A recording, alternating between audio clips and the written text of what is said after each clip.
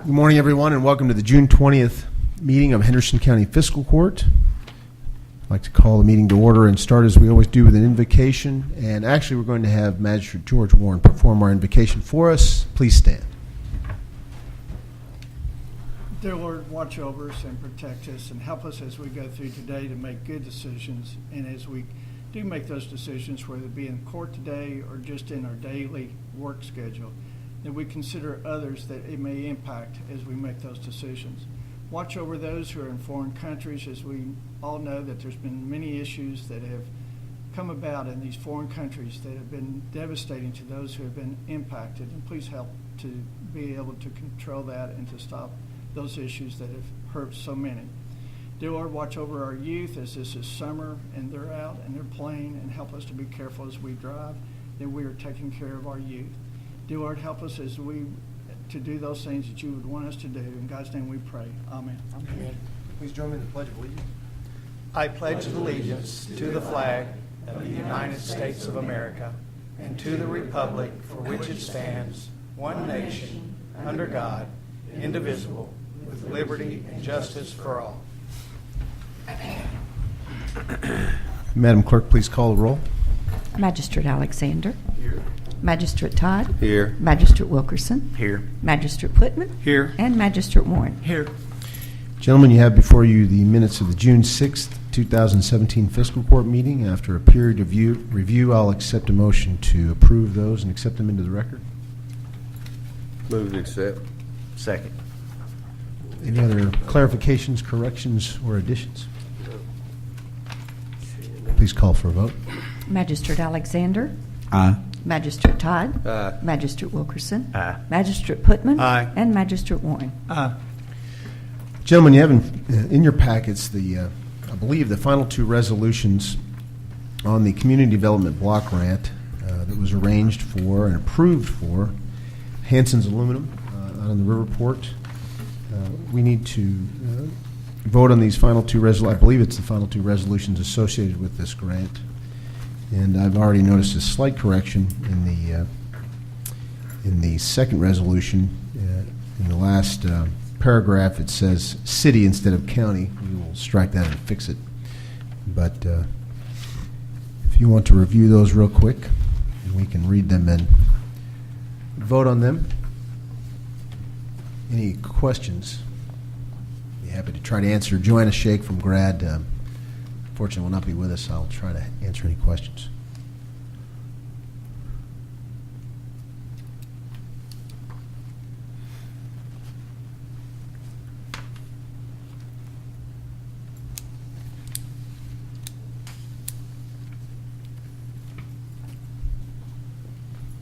Motion to accept the resolution. You want to do separate motions? Okay.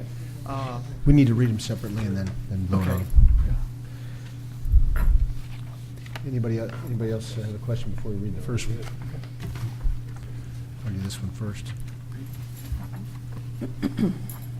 Whereas the Henderson County Fiscal Court has applied for and received funding from the Community Development Block Grant Program for the purpose of purchasing equipment for the Henderson County Aluminum Project. And whereas the Fiscal Court understands that a procurement policy must be adopted when federal funds are used. And whereas the Fiscal Court understands that the Community Development Block Grant Program is a federally funded program. And whereas the Fiscal Court understands that a procurement policy ensures that maximum open and free competition is upheld in soliciting the professional services contract. Now, therefore, be it resolved by the Henderson County Fiscal Court that a procurement policy has been devised and will be utilized for solicitation of professional and construction services for the Henderson County Aluminum Project. In motion to accept that resolution? So moved. Second. Motion is second. Any other questions? Please call for a vote. Magistrate Alexander. Aye. Magistrate Todd. Aye. Magistrate Wilkerson. Aye. Magistrate Putman. Aye. And Magistrate Warren. Aye. Read the second resolution. Whereas the Henderson County Fiscal Court has applied for and received funding from the Community Development Block Grant Program for the purpose of purchasing equipment for the Henderson County Aluminum Project in the amount of $970,000. And whereas there is a fairly estimated cost associated with the application to complete all items within the scope of the application.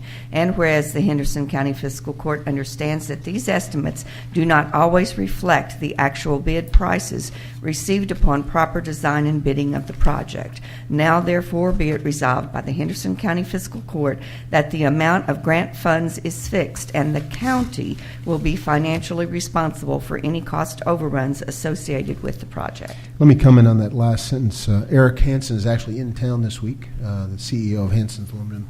The amount of $970,000 was a particular amount because of the equipment he is purchasing is that price, and we will be assured that they will not have a cost overrun that makes the county responsible for any.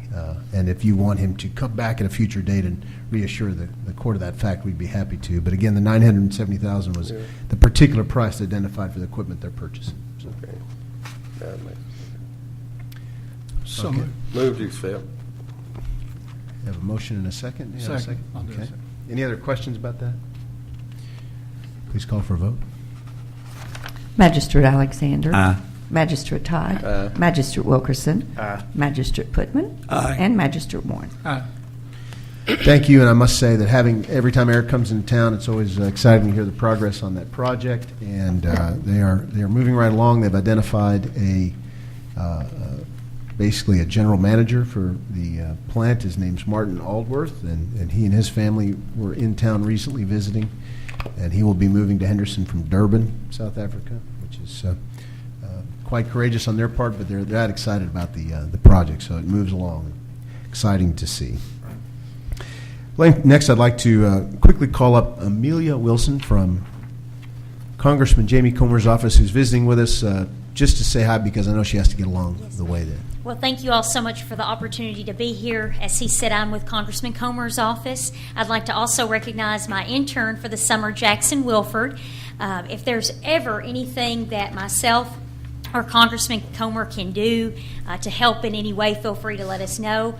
I will say, and I'll go on record as saying, Henderson is probably one of, if not the prettiest county that I go to. It is. It's a neat community. You all are blessed to call it home. And again, if there's ever anything that my office can do or an event that you think that we need to attend, feel free to let us know. And I'm going to pass the cards out, if this is okay, for you to contact me at any time. Thank you. I want to compliment the congressman. We were recently in Washington, and he appeared along with the rest of the Kentucky's House delegation in front of a group from Kentuckians for Better Transportation. And in front of that entire group, which included contractors and elected officials from all across the state, he specifically said his number one transportation priority in his district is the I-69 bridge. And it was good to hear. And in front of that group, it was especially reassuring. So our compliments, and thank you for joining us today. Jackson, pay attention. You're going to learn a lot this summer. Thank you for being here. With that, I'll bring up Pete Conrad from the Henderson County Water District. Give us an update.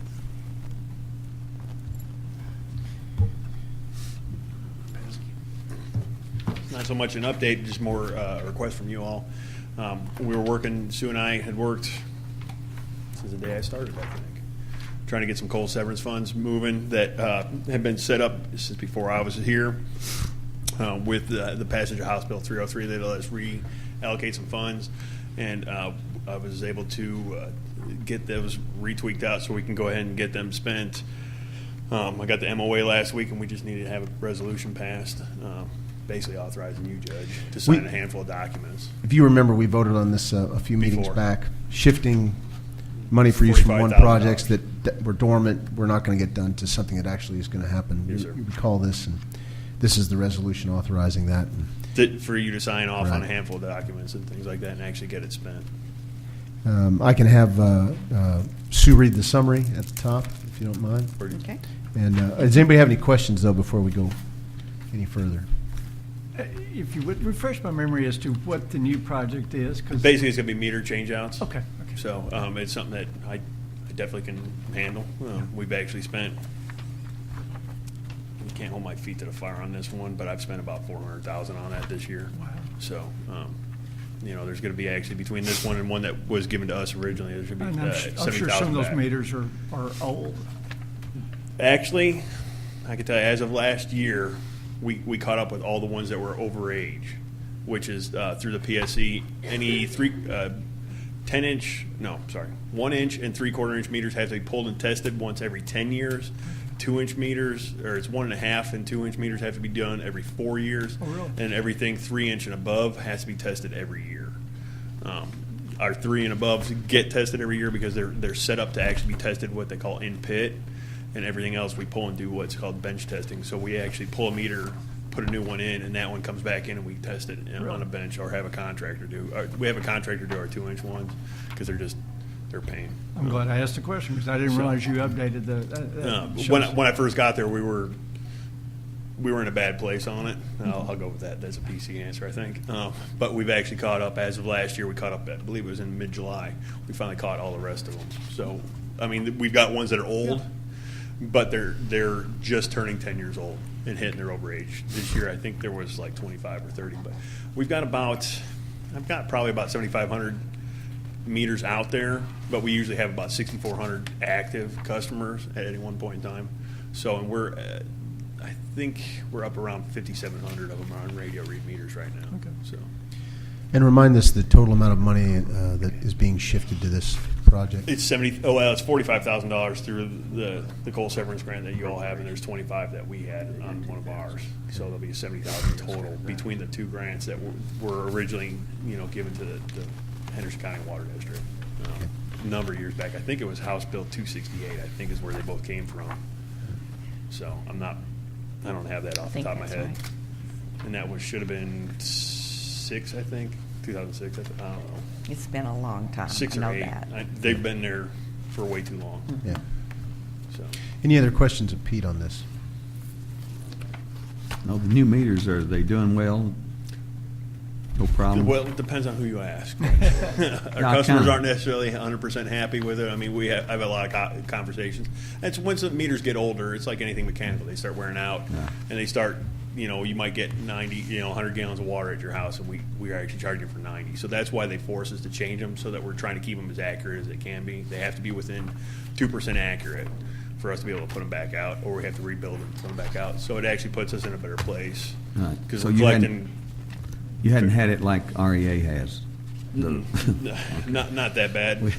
But yeah, I mean, I get those phone calls, but I mean, they're not in the levels you'd think. I mean, I hear about 4 or 5 a month at tops.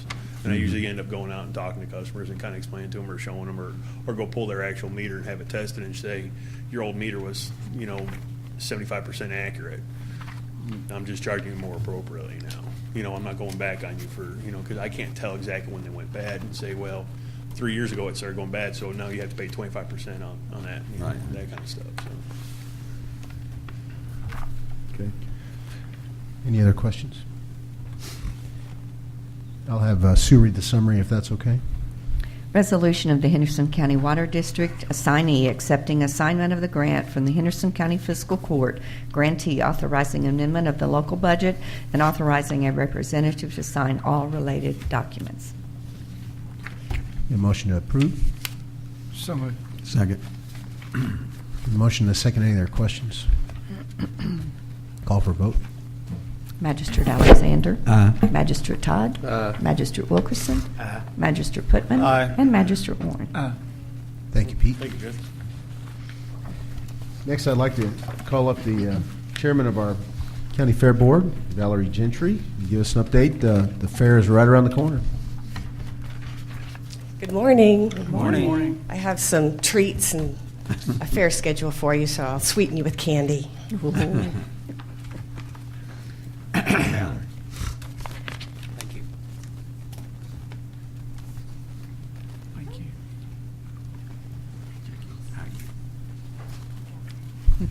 Thank you.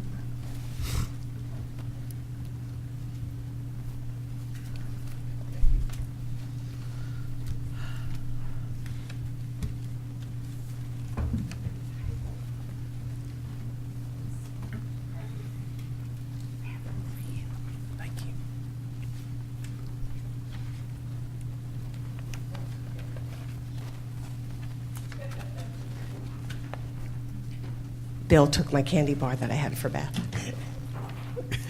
So it is right around the corner, July 20th. And I've mixed it up a little bit. Last year, usually the fairs run from Wednesday to Sunday.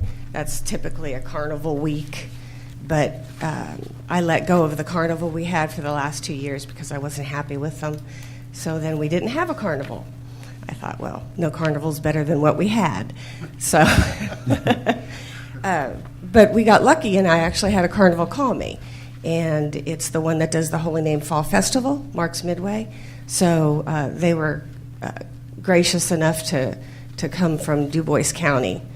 So they'll be coming in Thursday night late. So what I thought I'd do was make Thursday a free admission to the fair. And that's when we'll have all our other events going on for the week. And this year, we're going to utilize the basketball court that we didn't have. We just had it last year, but I didn't have time to do any contests on it. So this year we're going to have a 3-on-3 basketball tournament. So I think that'd be fun. That's for anyone. We'd like to pit the businesses against each other, and there'll be cash prizes and trophies. So we'll be using the new basketball court. And we'll also be having the tug of war again. It grew from the magistrates the first year that we just had them tug, and the next year we had the business tugs, and that went really well. So they've asked me again to put it on, so we're going to have the business tug again. So that should be fun. And that's on Thursday. We're having greased human pig contest instead of a greased pig contest. PETA, I've talked with them, and we've come to an agreement that they don't like what I'm doing, but they'll get by with it as long as I grease the humans. So I said, I can do that. So that's what we're going to do. We have a Fun Time Express that we're going to grease their hands and their arms instead of the pig. So when they go catch the little pigs, you know, they're not harming the pigs in any way. We are going to have cow pie bingo. I'll let you come to the fair to see what that's all about. Fun Time Express train. It's a train that rides all the way around the fairgrounds. It's free admission. You know, once you come in, it's free to the fair for the rest of the week. So that's something new we have.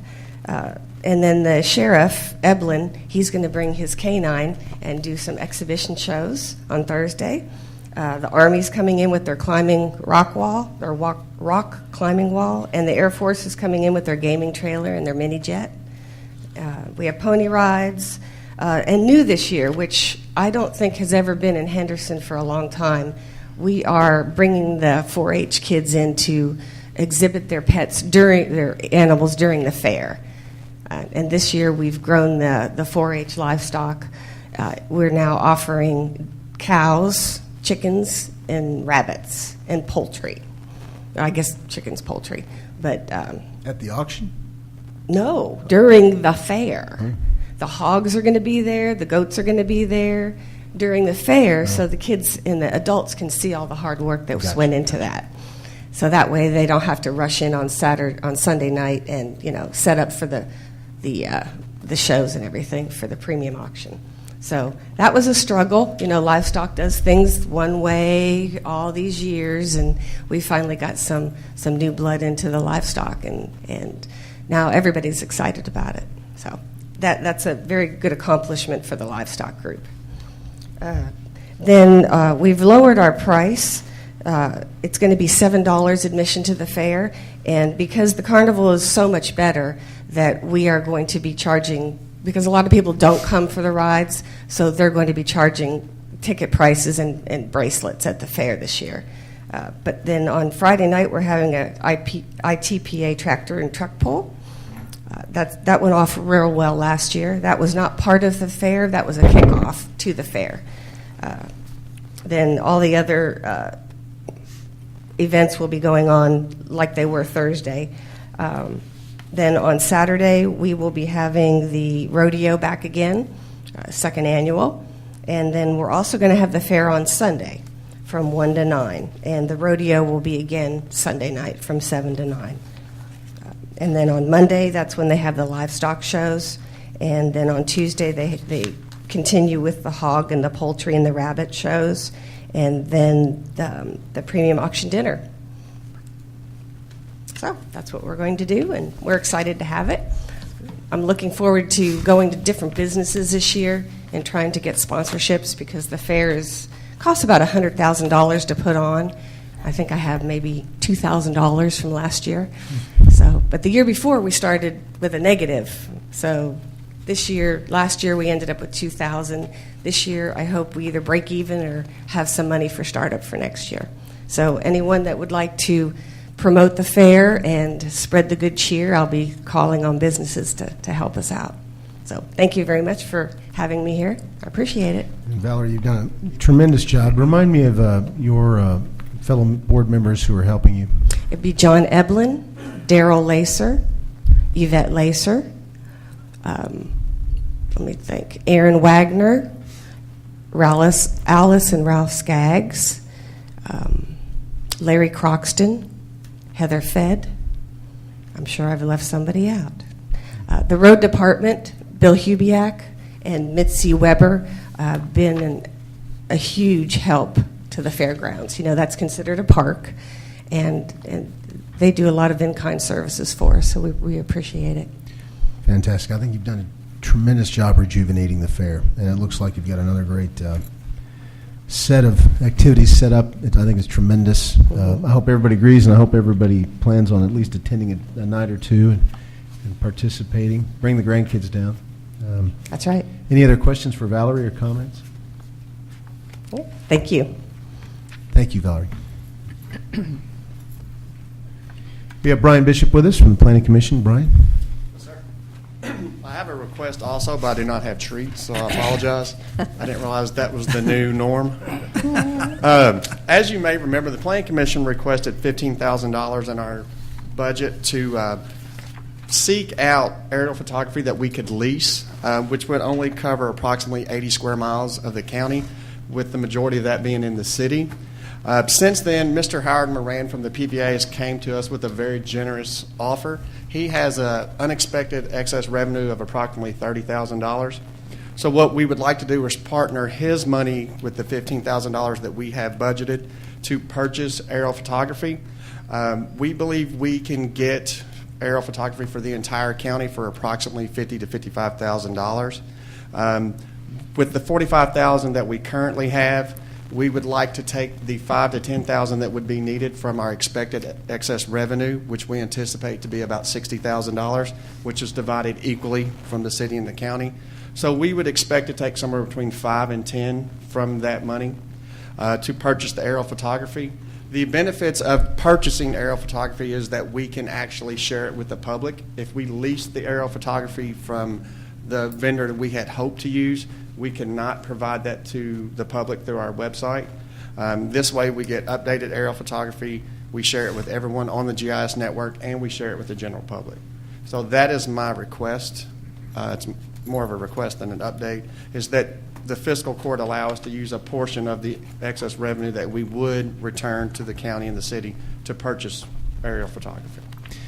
And is this from surplus for this fiscal year or next, Brian? This fiscal year. We anticipate to have $60,000, which would ultimately be $30,000 to the county. We are asking that be reduced to as much as $20,000, or as $20,000, taking 10 away at most. And this is based on current estimates that we have from vendors.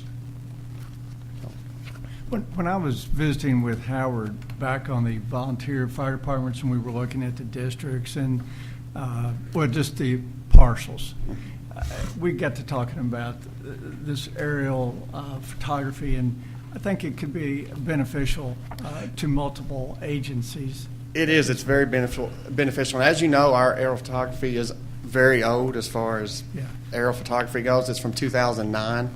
Which we've had a lot of change in the county since then. It's beneficial from the Planning Commission standpoint, because when someone comes in seeking to open a new business or to develop land, the first thing we go to is the GIS and aerial photography. That way we can see what's there. And when you're operating on aerial photography that's from 2009, it makes it difficult to understand what's really going on. So I think even maybe from the flooding. it is a good example of that would be Canoe Creek. Right. We have updated flood maps that become effective on September 29th of this year. The aerial photography will not reflect the changes to Canoe Creek. So, and there's several examples we could use. We could go all day why new aerial photography is needed. But we think we're going to get a really good deal from this company who's trying to get their foot in the door in Kentucky. So they're giving everyone in Kentucky a really good deal. So we would just ask that you allow us to use some of the excess revenue that we would give back to help purchase this. Since we didn't expect the money from Howard, that's why we didn't fully price aerial photography for the entire county, and we didn't expect to get such a low estimate. I'll provide a motion, just to go ahead and get it on the table then, that we allow you to spend up to $10,000 per governmental agency to be able to complete the purchase of Aerial aerial photography. photography with your excess funds. So that gives you $20,000. That Which should would be more than enough. Is that right? actually it would only be 5,000 from That's yeah. That's what you 5,000 first said 5, and then you said Yeah. 10. So I wanted to make sure if you were trying to cover any other. 5,000 total from the city, which would be 2,500 from each, or 10,000, which would be 5,000 from. Yeah, don't you want to do? That's it. Yeah, I don't think you I want said to that do? wrong. So it'd be 5,000. So it'd be a total of 10. A total of 10. 10, Correct. 5,000 per. And that's what your Correct. original. And then I That's thought what- you yeah. maybe changed it. I may have misspoke. I apologize.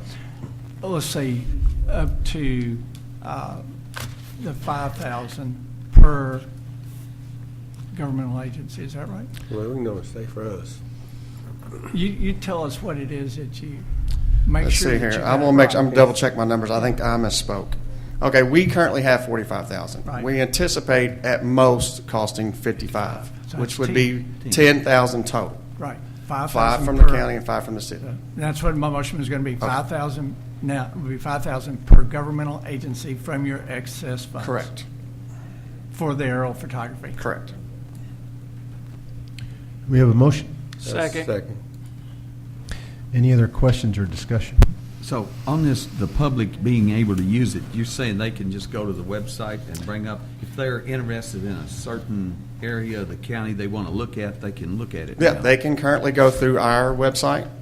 We will have updated aerial photography. We have our current aerial photography, and then we have access to public aerial photography such as Bing Maps, which we don't control. We would control and own this aerial photography, and it would be flown this fall or winter so that the leaves would be off. So it would be most updated available. And they can photography. go to that now, which they can't right at this moment. The newest that we have that we own is from 2009. Okay.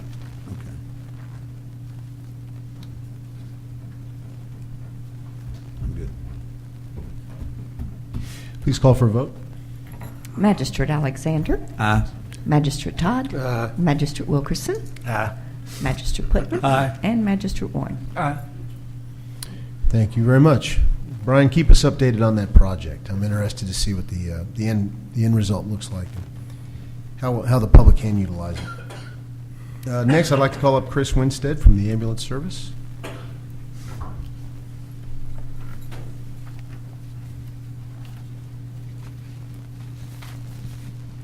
Morning, Judge. Morning. Magistrates, Madam Clerk. What I come before you today is to, number one, let you know that we're going to have a surplus in our capital budget. Part of that is due to our accidents that we had and the way we purchased our remount for one of our ambulances actually saved some money that we wasn't anticipating saving. Was going to give us a budget surplus on our capital budget of $29,579.20. At our quarterly meeting that we have with the county, hospital, and the city, we discussed the possibility, and I asked about the possibility of using $23,225 of that surplus, which would be split between the county and city, the way that our capital budget works, to purchase a loading system to go in one of our existing ambulances. Now, the way KRS and all is, it requires a new KBIMS regulation requires any new ambulance come with those automatically in them. We have to bid them that way. but some of our older ambulances don't have those. So that's what I'm asking, to use this surplus, or $23,225, that surplus, which would still leave a balance of $6,354.20, which I can give you a worksheet, give everybody a worksheet showing that. Basically, it's to keep back injuries from happening. You know, we have a, unfortunately, our population, including myself, is growing. Literally growing. Literally growing. We have a lot of, quite a few 500-plus pound patients. And you put two people taking care of that, loading that. That's, we do have power stretchers now, and which helps tremendously. But these power load systems, basically, you take the stretcher up to that ambulance, and it grabs it, holds on to it, push the button, it comes up and it loads it. So to keep down back injuries is what this is for. And we're not asking for more money, we're just asking to use some of the surplus capital money. Chris, this is, with it being more than 20,000, that obviously is something that raises everybody's antenna a little bit. Yes, and we have I included it in the packet, the sole source information. And what that means is, basically, Stryker is the stretchers that we use, that we have moved. There's basically two sources of stretchers. It's Stryker and Furno. Years ago, everybody used Furno, and then Stryker made a heavier duty stretcher, so everybody went to Strykers. But this, in order to use our Stryker stretchers, has to be this Stryker load system. I just want to make sure we made a good record of that, Sole source. to fit Yes, the sir. equipment that we have. Yes, sir. And I did include that in the packets and provide that to anybody that wants it. And Stryker provided that information for us, but it is a sole source provider. So, I had a question. Is this excess, we don't budget any excess that we get back, right? That's not, this is unbudgeted money, right? Well, it would Well, I come mean, back. it's- It would just not be spent. It would come back. I guess it would end up back in the general fund. Right. Is where that money But would. this is within the money that we budgeted. It Right. would just be less instead of more, is Right. what you're saying. Right. In other words, instead of getting $29,000 or half of 29 back, you get half of the 6 back. That's what it amounts to. and Is that in the about- past, it's been rare that the ambulance services ended up with a surplus at the end of the year anyway, so. And our financials are looking pretty good on the other side too. So, just not tooting no horns, but we are working hard on it. Mhm. We have a resolution summarizing this transaction and request, and if you'd like, I can have clerk read the resolution, and then we can get in motion and answer any other questions or comments anybody might have. And this resolution does mirror the municipal order that the city will be considering tonight. Madam Clerk, if you'd read the resolution. Whereas the Henderson Ambulance Service desires to purchase a Stryker EMS power load for one of its ambulances, which would decrease the possibilities of back injuries. And whereas Stryker Medical of Portage, Michigan, a sole source provider which has the only loading system able to be used with the existing cots of the ambulance service, provided a quote in the amount of $23,225, which quote the ambulance service recommends be accepted. Now therefore be it resolved by the Henderson Fiscal Court that the recommendation of the Henderson Ambulance Service is approved for purchase of a Stryker EMS power load from Stryker, 3800 East Center Avenue, Portage, Michigan, in the amount of $23,225, which will be paid from the ambulance service surplus fund. Can I get a motion on that resolution? Second. We have a motion and a second. Any other questions or comments? Please take a vote. Magistrate Alexander. Aye. Magistrate Todd. Aye. Magistrate Wilkerson. Aye. Magistrate Putman. Aye. And Magistrate Warren. Aye. Thank you, Chris. Thank you. Thank you. Appreciate the support. Thank you. Now, if I can, I'd like to ask our team from Animal Control to give us their latest news. Thank you again for joining us.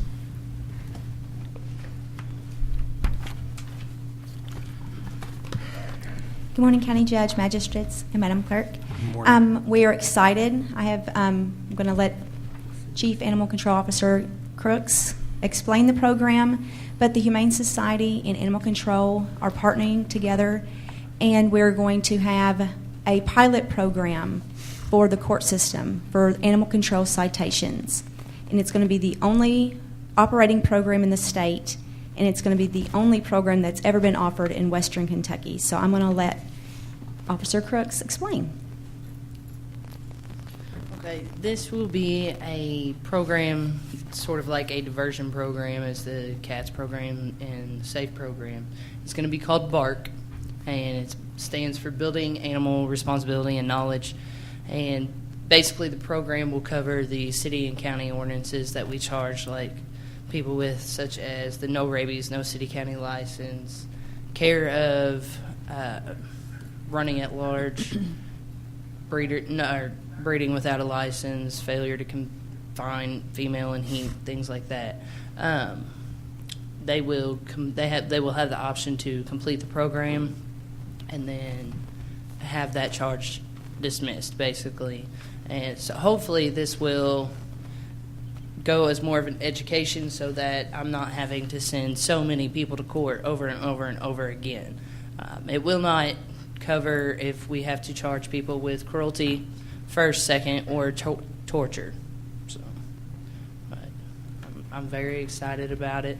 Mr. Gold had mentioned quite some time ago that he would like to see a program start like this, and I took it and ran with it, and then Angie helped me out quite a bit with the program, so we're very excited. So essentially the way it works is somebody would be charged with, say, neglecting their animals or something like that. They would come to court, and they would have the option of entering into the BARK program. The BARK program, as she said, is a diversion program where, as opposed to just paying a fine and moving on, they would go through this program, learn about the proper care and control of animals, and at the end of the day, the court case would be dismissed if they successfully completed it and did not have any further problems as far as taking care of their animals. And so this is a way that rather than just, hitting somebody with a fine and moving on, for them to do it again, because that's what we see is, they get a fine, they move on, and 6 months later we see them with a different animal doing something that they shouldn't, or not taking care of them properly. This is a way to actually, as the name of the program suggests, build that animal responsibility and knowledge, so hopefully we don't see them coming back again, and they can properly take care of those animals, because these are people that love animals. It's just sometimes they haven't been trained or don't know the best way to take care of them. So I think it's got some real potential to do some good in our community. Is there any fees associated with the BARK program? It'll cost $35 for someone to enter the program, and that's if they come to the shelter and do the program. And then we're also going to offer some bi-monthly programs at an off-shelter location in the evenings, and those will be a little bit more expensive, be $45. Now, that is compared to if they got just say a $50 fine in court. By the time you add the court cost to that, that's $235. So it's $200 less. It's a real deal. So it's cheaper, and you end up without a conviction on your record, and hopefully end up learning something along the way too. Yes, and it meets our mission, because our mission is to help people to better care for their animals. And so I would much rather them spend the money and learn how to better care for their animals, and not repeat that charge, and animals be better taken care of. So I applaud you guys, really. It sounds like a great program. Thank you. So. Any other questions? I guess, let me ask you, because we're also looking at your P&L profit Yes. loss. So they, Steve, they'll be able to keep this money then, so does the whole $35 or $45 go to you all? Yes. It goes to the Humane Society, because Okay. we are conducting the program. Okay. We're just having animal control teach the proper care. Okay, I understand. So the county attorney's office doesn't receive anything. Animal control doesn't receive anything. It's payment to the Humane Society for the operation of the program. Any other questions? Thank you very much. Thank you. Outstanding. Good work. Next, County Clerk Renee Abner, her monthly update. That sound like it. Well, that additional monies, they, should, next year, they should come. I have payments for the month of May 2017. Total remitted to the county is $149,802.51. And of that, excess fees, $112,003.33. And let's see, that is, hold on just a second.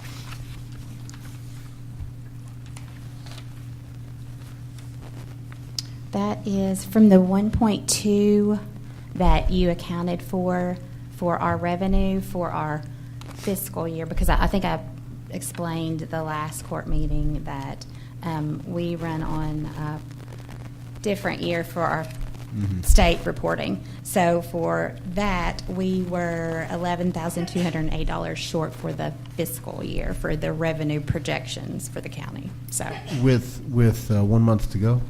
Or is that through no, the that's it? I asked Brenda yesterday, and actually it would be normally we would get to put June in, but that goes in the next fiscal year. She explained to me. So Okay. So close. yeah, Pretty So, close. Yeah. Yep. All right. Motion to accept the clerk's report. So move. Second. Motion and a second. Any other questions? Please take a vote. Magistrate Alexander. Aye. Magistrate Todd. Aye. Magistrate Wilkerson. Aye. Magistrate Putman. Aye. And Magistrate Warren. Aye. You also have in your package, gentlemen, the sheriff's monthly reports, and we have Sheriff Brady with us. If you have any questions of him, I can ask him to come up. Otherwise, quick review. Entertain a motion to approve. Accept. So move. Second. We have a motion and a second. Any questions? Let's call for a vote. Magistrate Alexander. Aye. Magistrate Todd. Aye. Magistrate Wilkerson. Aye. Magistrate Putman. Aye. And Magistrate Warren. Thank you. Mr. Gold, your payments. Okay, I've got several checks today. First payment for salaries, FICA, and retirement, $2,925.84. Supplement to an assistant county attorney's salary, $458.33. Health, dental, life insurance, $246.93, $7,575.24, $477.55, $25.18, an Aflac payment of $25.20. Jail fees collected in the amount of $356.47 and $901.82, bringing today's total to $12,992.50, bringing the fiscal year present to date to $139,885.36. Thank you. Motion to accept those. So move. Second. I have a motion and a second. Any other questions? Please call for a vote. Magistrate Alexander. Aye. Magistrate Todd. Aye. Magistrate Wilkerson. Aye. Magistrate Putman. Aye. And Magistrate Warren. Aye. Thank you. And do we have bids for the surplus pallets by chance, Bill? We did not get any bids.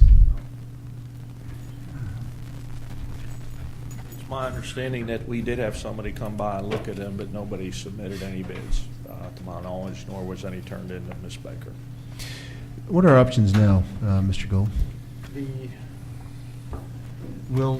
I'll discuss that with Bill after the meeting, but essentially, when there are no bids, there are a few options for disposal.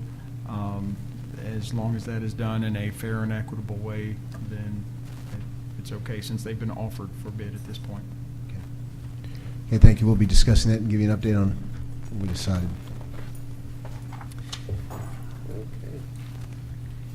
Jailer Brady, if you'd like to come up and give us a quick brief on the Southern Health Partners contract that we're going to be looking at and considering a resolution on.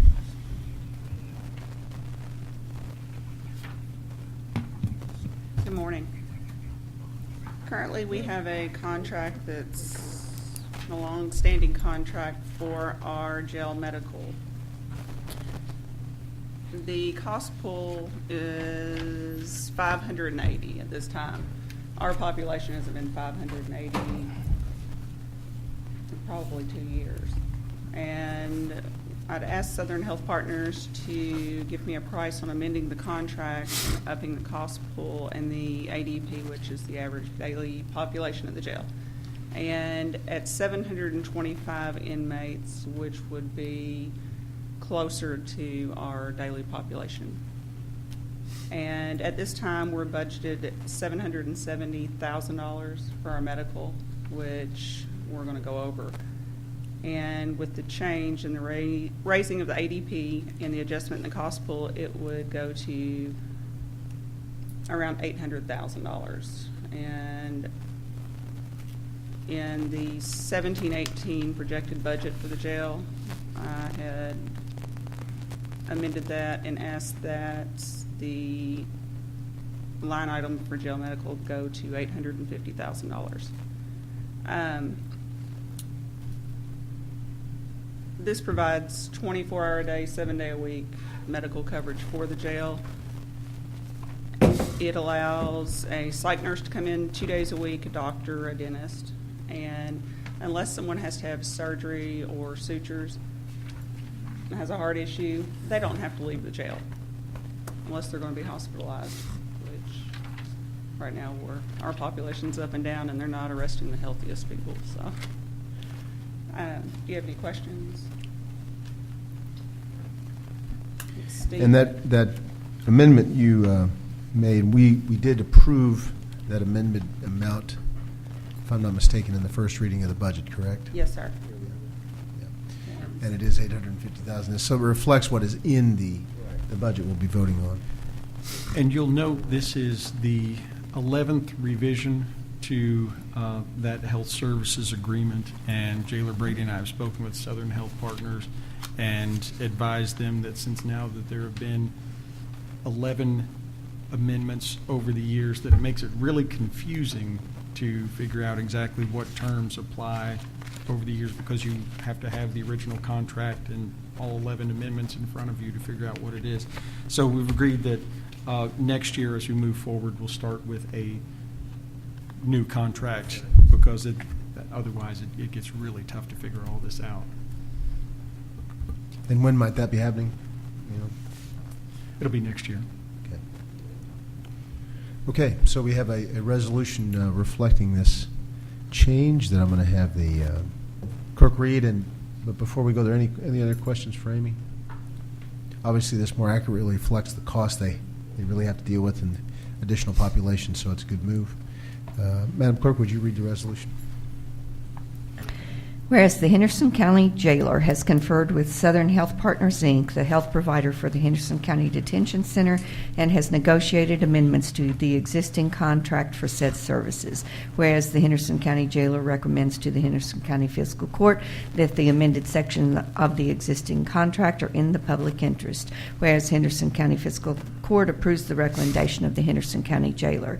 And whereas the Henderson County Fiscal Court deems it to be in the best interest of the citizens of Henderson County to execute the attached 11th Amendment to the existing Southern Health Partners Agreement.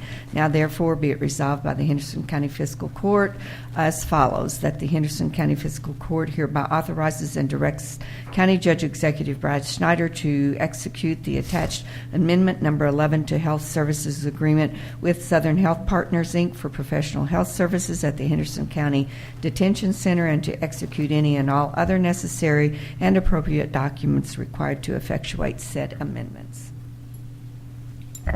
Get a motion to accept? So moved. Second. You have a motion and several seconds, sounds like. Any other questions of Jailer Brady?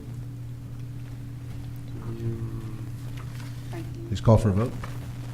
Magistrate Alexander. Aye. Magistrate Todd. Magistrate Wilkerson. Aye. Magistrate Putman. Aye. And Magistrate Warren. Aye. Thank you very much. Thank you. Thanks, Steve, for your I'd like to call Treasurer Brenda Ryder up and have some second readings of our next fiscal year budget and current budget amendments. You have the second reading for your fiscal year 18 budget. You should have a copy of the budget. The total budget for fiscal year 18 is proposed to be $27,905,390.44. The breakdown, the fund breakdown, appropriations and revenue. General fund, $11,764,037.17. Road fund, $4,257,624.72. Jail fund, $10,791,830.06. LGEA fund, $901,290.49. State grants, $105,608, and economic development, $85,000. Again, the total budget for fiscal year 18 is $27,905,390.44. Any comments or questions? I think it's a good budget, and I know, Judge, you spent a lot of time in the Finance Committee, and I feel good about it. I think we've gotten to the level that we need to do to be able to provide the services, and so I think everything looks good. I will say this, checking with our historian, Charles Alexander, that this is probably the first year in several that a special called meeting wasn't required to get final approval of the next fiscal year's budget and make amendments. And I thank the Fiscal Court for that, for working steadily and on schedule and working through the workshops to make sure we did this in a timely fashion and didn't require any kind of emergency meetings at the end.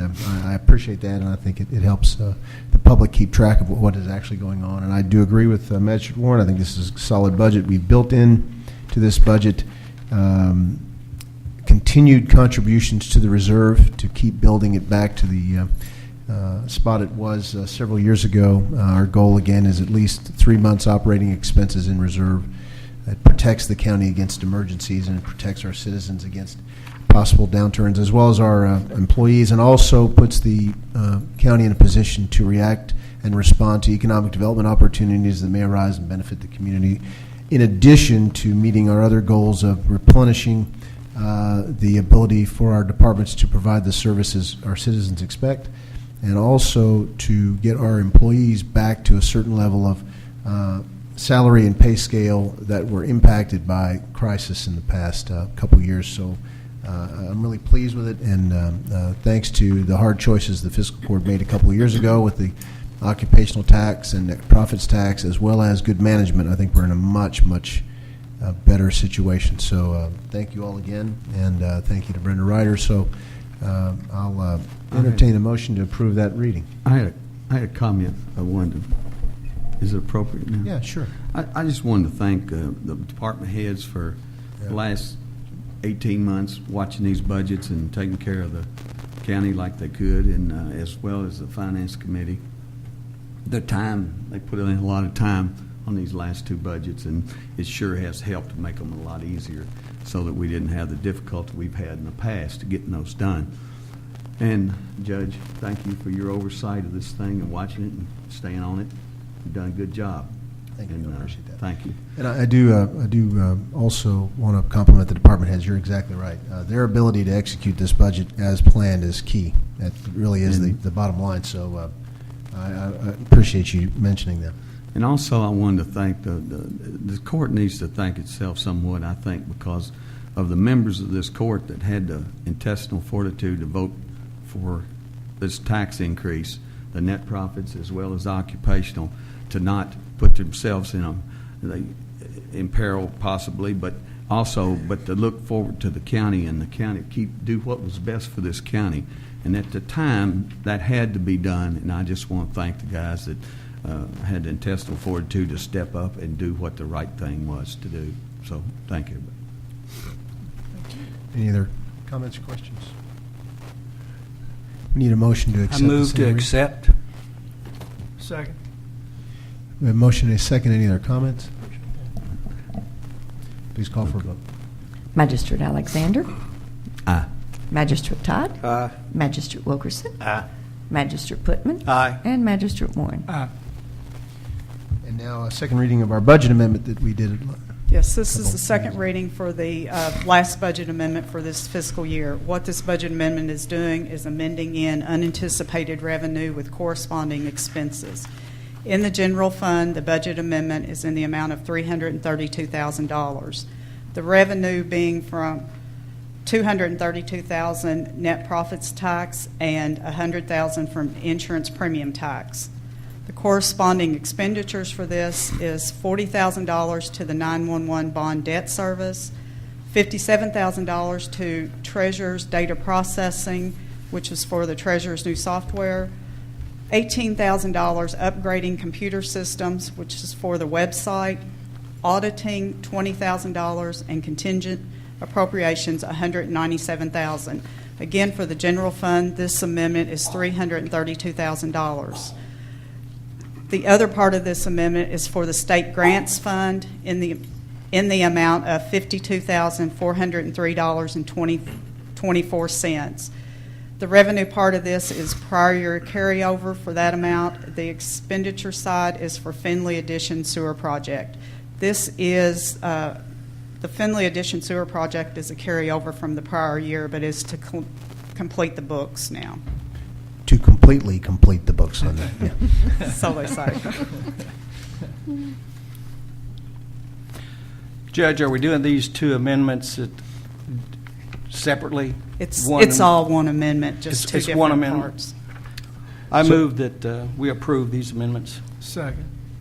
Motion and second. Any other questions on that for Brenda? Please call for a vote. Magistrate Alexander. Aye. Magistrate Todd. Aye. Magistrate Wilkerson. Aye. Magistrate Putman. Aye. And Magistrate Warren. Aye. We also have some line item transfers to clean up the. Is that what you wanted to go over next? If we can, or we can do that with claims, whichever. Let's go over that next. Okay. We have some line item transfers to clean up a couple of the line items on the books for the rest of this fiscal year to make sure they balance. And you have in front of you that document. This is pretty much by department, segregated by departments, moving appropriated line items from one to another to clear out any negative balances. If you look down towards the bottom of page 1, that is the overall general fund, not just departments. And then the rest of, except for the last one on page 2 of 3, LGEA is for the overall LGEA fund as well. Everything else is pretty much a line item between each department, where several departments make up one fund. And while most of these were small adjustments, because we had a $79,000 surplus in workers' compensation, we had made our workers' compensation payment for the year, had $79,000 left over. We were able to utilize that surplus to balance some of these other line items out without much trouble. So, and a lot of things we've cleared up as the year has gone by That's doing right. intermediate line item transfers, which is probably more appropriate. It is. any questions about those? No, and obviously at the Finance Committee meeting yesterday, we talked about this, and Butch and Brenda and the judge and I agreed that submitting a document like this was better than trying to go over each one separately. So we thought grouping them together was better. Yeah. So go ahead. And the fact that we've done it consistently throughout the year makes this final adjustment fairly small, and a list. It used to be pretty lengthy from what I understand, and this is much more compact, and because we have done it throughout the year, and I appreciate that as well. So I'll provide a motion to accept these adjustments as presented by Brenda, and Brenda, a compliment to you because you had less than 20 hours to be able to compile all this for us as well. Second. the motion and a second. Any other comments or questions? Take a vote, please. Magistrate Alexander. Aye. Magistrate Todd. Aye. Magistrate Wilkerson. Aye. Magistrate Putman. Aye. And Magistrate Warren. Aye. Brenda, let's go ahead and do claims. Okay.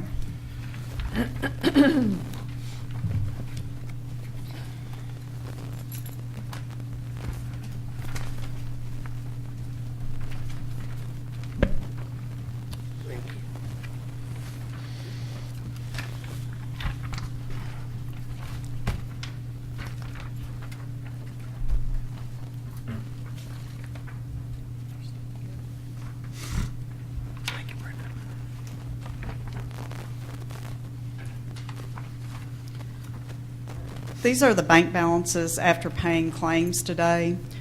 I do have some additional claims from the general fund. I need to let you know that a total of $306.63, which is made up of 3 checks, will be written for net profits tax refunds.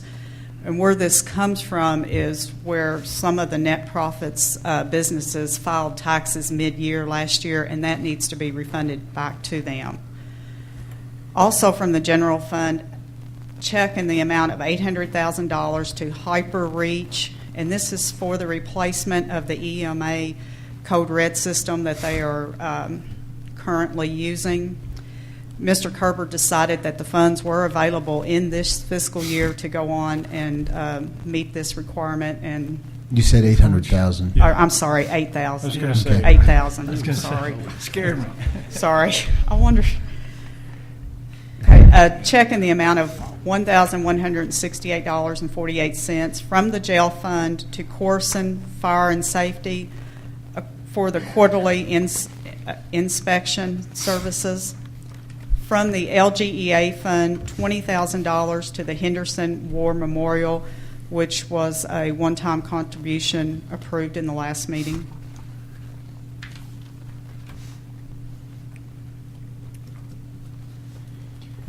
I'll let everybody have a moment to review claims before we make a motion. Any other questions on? Yeah, how come Cardin and the City County Rescue Squad, Cardin got 2,000, City County Rescue Squad got 3,000, but all the other fire departments just got 1,000?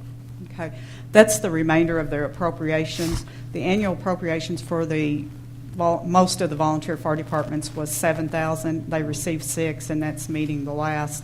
The rescue squad was $6,000 total, and they were split $3,000 and $3,000. Brenda, I noticed in the general on page 2, the software, we've made the payment for the updated software. I presume that's what that is. So when would they Fiscal Soft, Mm-hmm. or okay, because you've also got up at the near the top of that page, you've got EB Consulting Solutions, which that is the database part of this, and the database is set to be delivered tomorrow. We have to have a server, a database, some of that technology put in place, and then we should be able to move forward with the software shortly thereafter. Okay, so you've answered that question. And then on the road, first page on the recreation equipment. Okay, Bluegrass Recreation. That is for 12 park benches at $470 each, and then 10 32-gallon receptacles, and there's some miscellaneous supplies in with that also. And that was the only two that I had.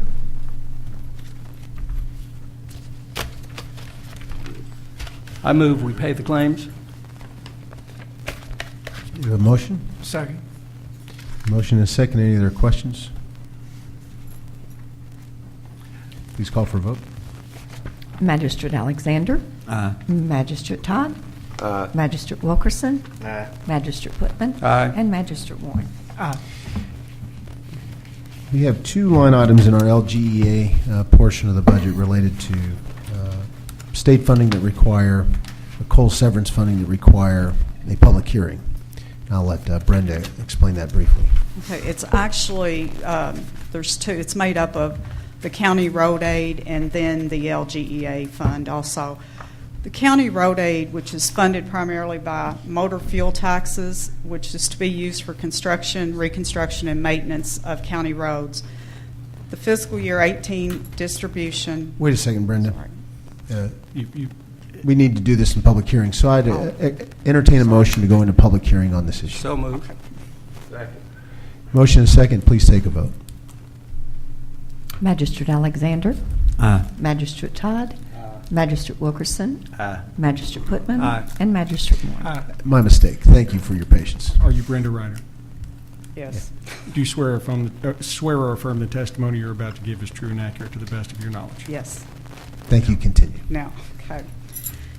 The county road aid, which is funded primarily by motor fuel taxes for construction and maintenance and repairs of county roads, the fiscal year 18 distribution after the 3% emergency funds is maintained by the state for the co-op service, that amount is $1,225,815.19. Approximately 60% of this will be received by the county in August of 2017. Another 30 to 35% of the remainder to be received by the county January of 2018, with the remainder for the fiscal year 18 to be received in July of 2018. That is for the county road portion.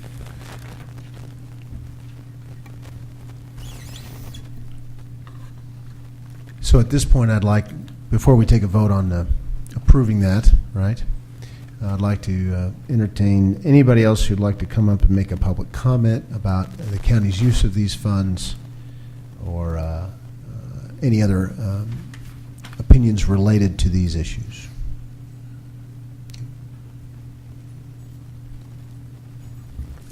Judge. Bill Hubiak, the county engineer. Bill Hubiak, Henderson County Engineer. Do you swear or affirm the testimony you're about to give is true and accurate to the best of your knowledge? Yes. Judge and Fiscal Court, as you know that in the past years, this is vital funding for the Henderson County Road Department.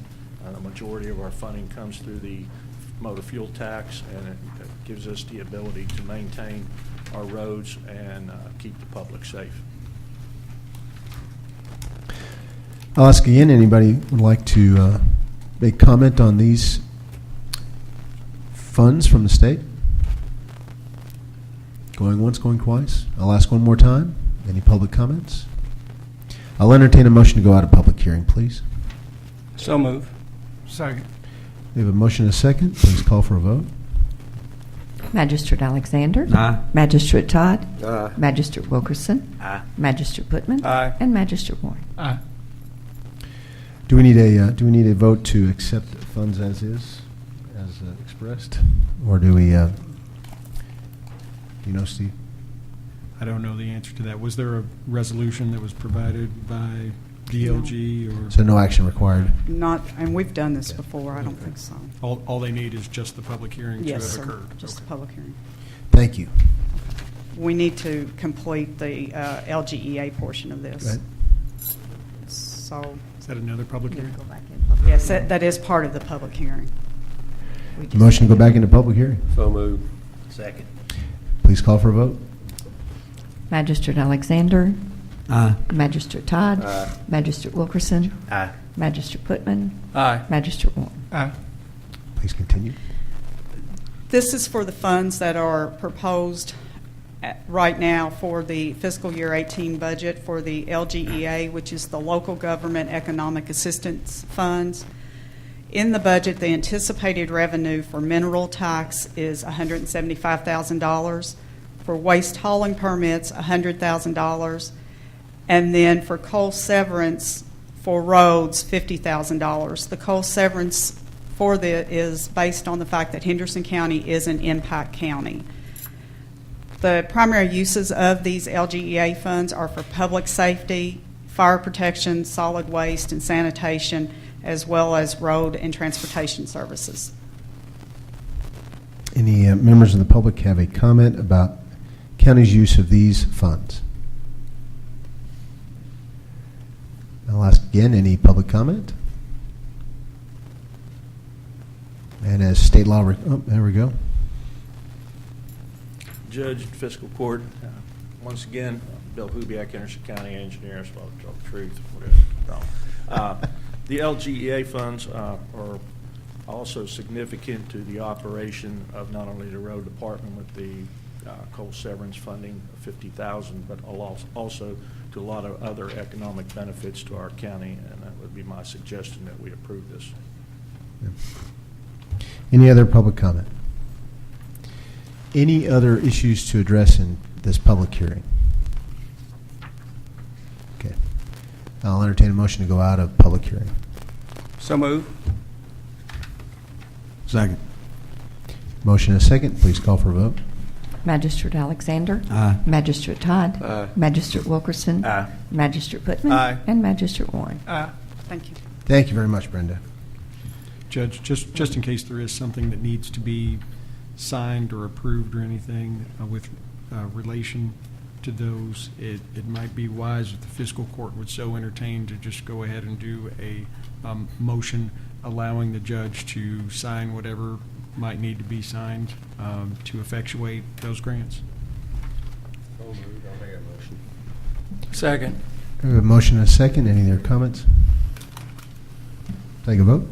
Magistrate Alexander. Aye. Magistrate Todd. Aye. Magistrate Wilkerson. Aye. Magistrate Putman. Aye. Magistrate Warren. Would anybody from the audience like to make any comments for the good of the county?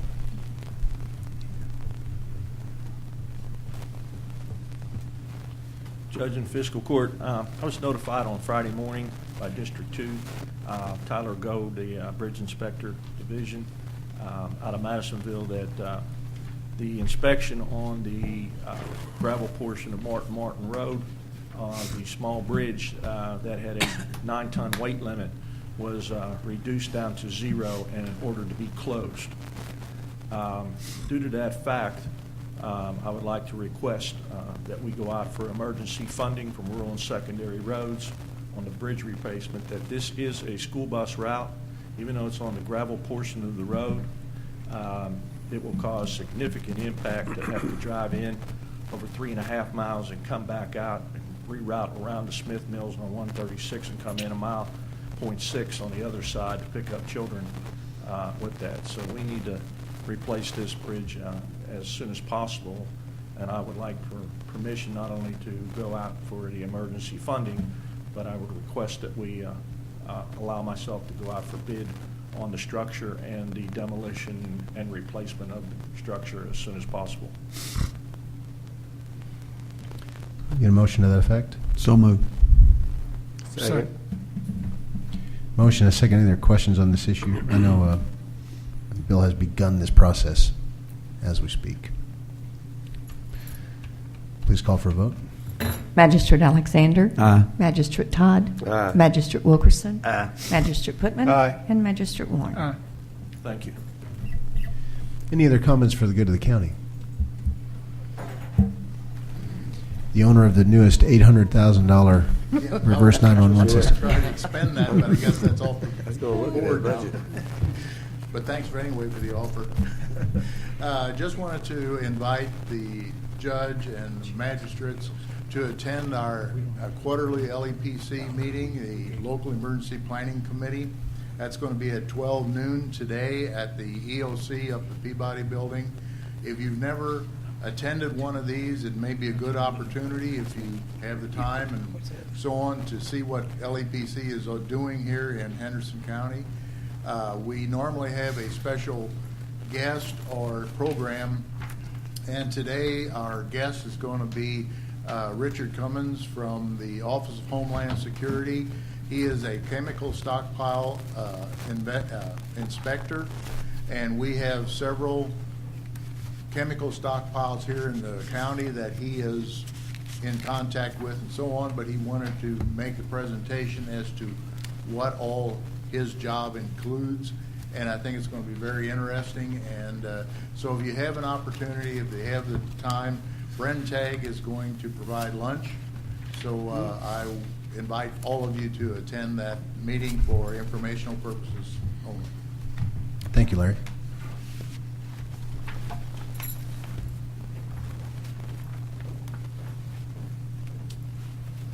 Just wanted to kind of officially let the court know that the city and county has met on response to the bridges during the construction period. George, this is in your district, so it'd be of special interest to you. During the duration of the bridge construction, the city fire department will respond to emergencies on the bridge due to the traffic issues. We want the quickest response up there. We want to get the bridges cleared as quickly as we can because they are going to be narrowed.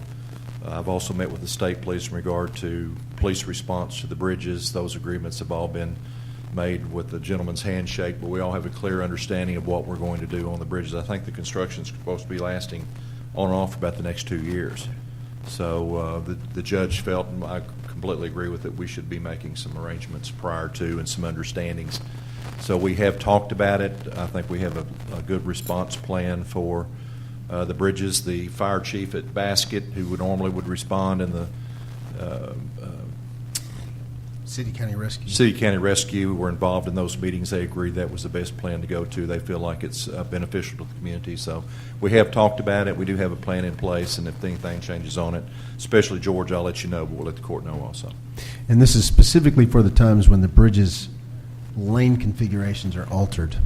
Not all the construction will require that, but for a good 3 or 4 months, starting July 4th, that will be the case. And so we made these adjustments, and I appreciate all the departments who are working together to make sure that we can do this efficiently as possible. Would there be any thought to, you know how people coming from Evansville turn left there at that cut through and then come on down Wolf Hills Road? But during the construction, would there be any benefit to see if the state would close that and then people come up to Marywood where a stoplight's at instead of trying to dart across there? I think we could monitor it initially. If there is an issue, we'd probably go to the state with that. But I think first, before we ask them to make some kind of adjustment, we ought to see that there is an issue. Okay. So, actually, I think they are planning just that because just as they're kind of closing off Waterworks Road on the north end, north side from typical flow, I think they are going to do what you just suggested. We'll see, but I think that is the plan. and I think the construction company has contracted with the state police to have a trooper up there almost all the time, so there will be a police officer real close to respond, and if there's backups or problems like that, I'm sure they can make some adjustments to it. But I think those detours are going to be detailed here pretty quickly in some releases to media, reminding people what the options are going to be and what is going to be closed for the duration of the alteration of those lanes. So, good point. Just want you all to know the communication channels are open between the city, county, and state police, and emergency response will continue to communicate and adjust as necessary. If there's major adjustments, we'll let you guys know. Thank you. Sheriff Brady?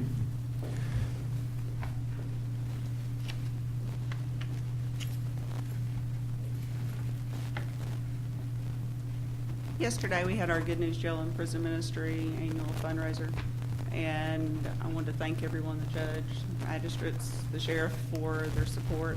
We really, really appreciate it. Without assistance from the community, there's no way that we would have the program that we currently have at the jail, and I greatly appreciate it. And it was fundraiser. It was a successful fundraiser, so. Potentially one of the best yet? Yes. Good We deal. had jailers from several other counties that came in, and they got up because Sunday was Father's Day. They got up early Monday morning and drove. So we appreciate it. Excellent. Fantastic. Any other comments for the good of the county? Magistrate Putman? Glad we got that budget out of the way, so, and a good budget at that. So, and Charles, thank you for the kind remarks that you presented to the court today, and everything's good in the fourth, Judge. Thank you. Thank you, Magistrate Warren.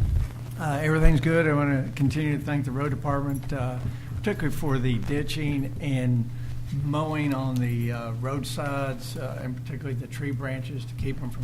So anyhow, compliments off to the crew, and so thank you to the road department. Magistrate Alexander? I'm good right now, thank you. Magistrate Wilkerson?